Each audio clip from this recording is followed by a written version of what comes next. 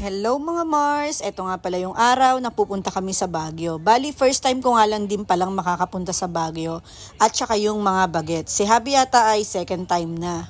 Alas 4 nga pala ng madaling araw kami umalis ng bahay. At ayan na nga, inabutan na kami ng sikat ng araw sa kalsada. 5 hours nga din pala yung naging biyahe namin at buti na lang hindi matraffic. Welcome to Baguio City!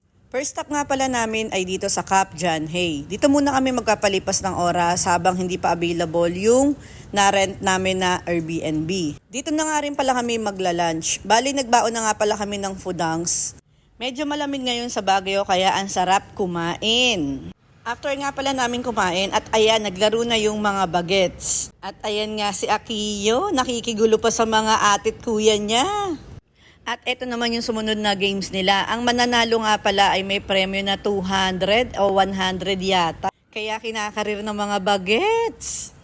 Andito na nga pala kami sa Baguio City Vacation and Transit House. Dito nga pala kami mag-i-stay ng 2 nights and 3 days.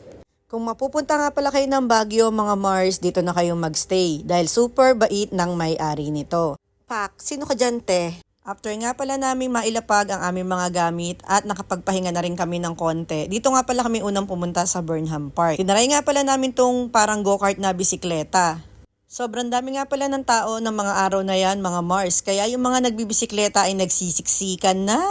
Kinabukasan naman mga Mars, dito naman kami nagpunta sa Our Lady of Lourdes.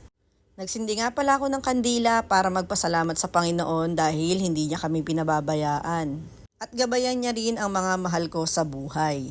Ang next stop naman namin ay dito sa Diplomat Hotel. Ewan ko ba mga Mars, nung pumunta nga pala kami dyan, sobrang bigat ng pakiramdam ko, hindi ko alam kung bakit. Ang sunod nga pala namin pinuntahan ay itong Ben Cab Museum.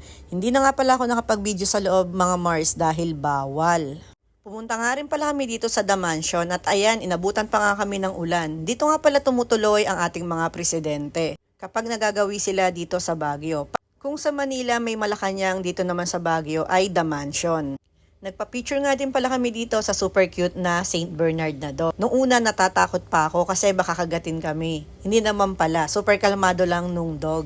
Ito nga pala yung day 3 namin sa Baguio. Dito naman pala kami pumunta sa Mines View. Ang dami nga palang tao ng araw na yan. Sobrang ganda ng view mga Mars kaso nakakalula nga lang.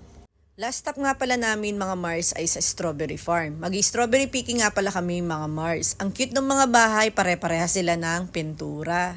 Andito na nga pala kami sa Strawberry Farm mga Mars. Grabe, nakaka-enjoy palang mamitas ng mga strawberries. Pinatimbang na nga pala namin kay ate yung mga napitas naming strawberries. Grabe, super fresh yung mga nakuha namin. Mas fresh pa sa mukha ko. Charis!